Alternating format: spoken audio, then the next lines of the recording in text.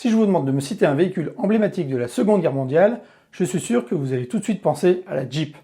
Et rien de plus normal, puisque ce véhicule, produit à presque 650 000 exemplaires, s'est retrouvé sur tous les fronts, et qu'on en croise encore régulièrement aujourd'hui sur nos routes. Alors même si cet engin était robuste, fiable, facile à réparer sur le champ de bataille et bon à tout faire, il avait quand même quelques limites. En effet, conçu au départ pour des missions de reconnaissance, il lui était quand même difficile de se déplacer dans le bocage normand couvert de haies par exemple après le débarquement, ou dans des zones couvertes de marécages. Alors l'état-major a eu une grande idée, si on ne pouvait pas passer au travers, pourquoi ne pas passer au-dessus? Et c'est comme ça qu'est né le projet de Jeep volante.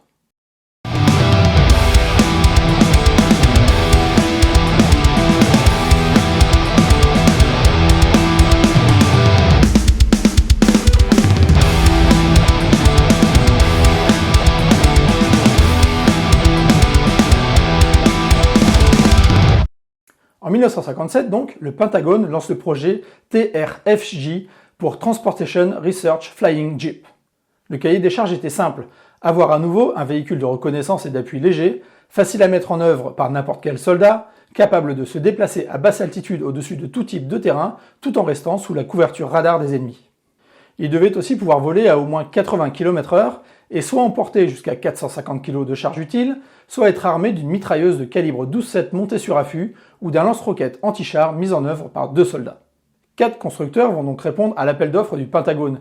Hiller et Piasecki, 2 constructeurs d'hélicoptères déjà reconnus, Curtiss qui fabriquait des avions depuis 1916 et enfin le constructeur automobile Chrysler.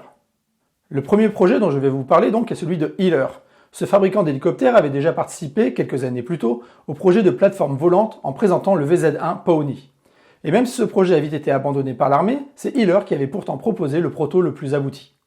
Ils voulaient donc utiliser leur expérience sur ce projet pour équiper un châssis de 4 rotors et y ajouter des sièges et un affût de canon.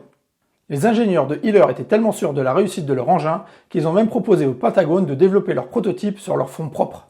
D'après eux, ils étaient sûrs que si un général venait à s'asseoir dans leur Jeep volante, ils voudraient tout de suite en lancer la production. Malheureusement, pour des raisons budgétaires, le projet ne sera pas retenu et il ne dépassera pas le stade de la planche à dessin. Parmi les 3 autres constructeurs retenus, le projet le moins abouti sera celui de Chrysler. Le VZ6, ou savonnette volante comme on le surnommait déjà, était constitué de 2 hélices tripales entraînées par un moteur piston Lycoming de 500 chevaux et enfermé dans des rotors carénés.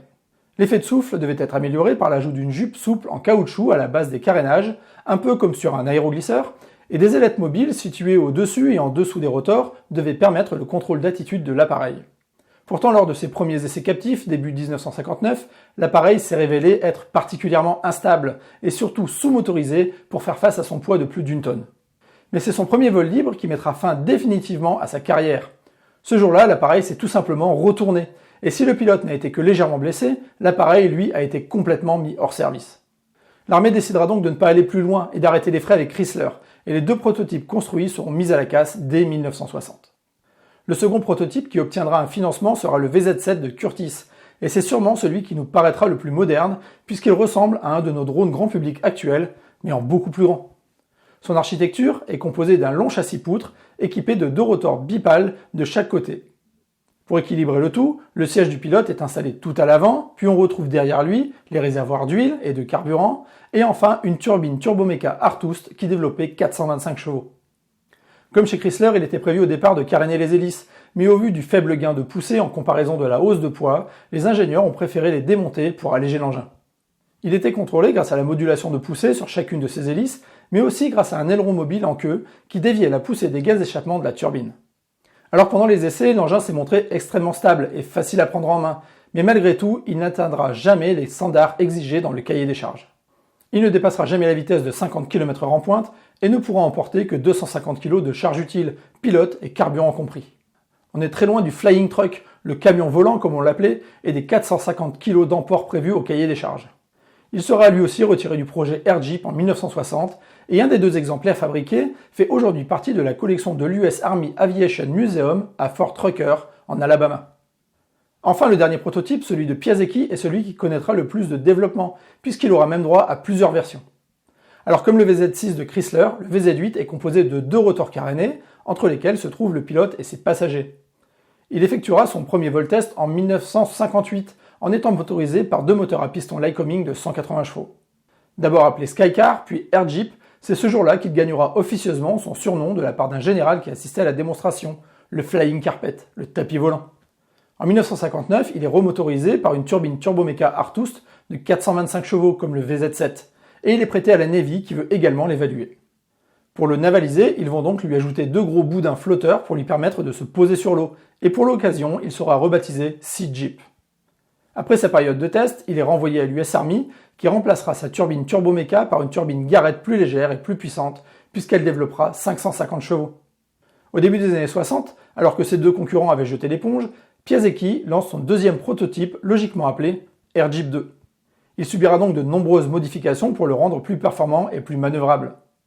Alors de profil, c'est très facile de se rendre compte de la différence, puisque le rotor arrière a été incliné pour lui donner plus de poussée vers l'avant, et il aura droit à un train tricycle motorisé pour lui permettre de se déplacer plus facilement au sol. Pour gagner en puissance, on lui installera non pas une, mais 2 turbines turboméca de 400 chevaux, soit 800 chevaux au total.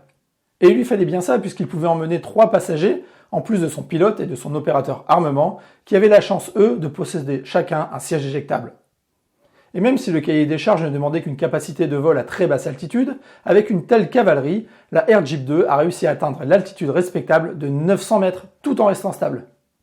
Pourtant, malgré toutes ces qualités, et bien qu'elle respecte voire même dépasse les attentes du cahier des charges, le projet de Jeep volante restera sans suite et sera définitivement abandonné en 1965.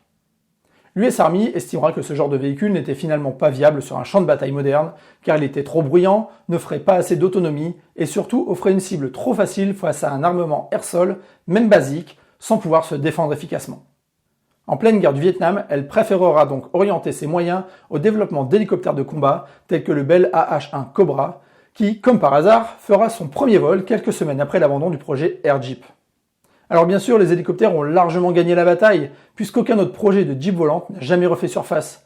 Mais pourtant, le rêve de voiture volante est toujours resté présent, puisqu'encore aujourd'hui, on voit régulièrement sortir des prototypes de voitures ou de motos volantes, mais civiles cette fois-ci. Alors si on nous promet souvent ce genre d'engin, pour l'instant, on est plus proche de ça.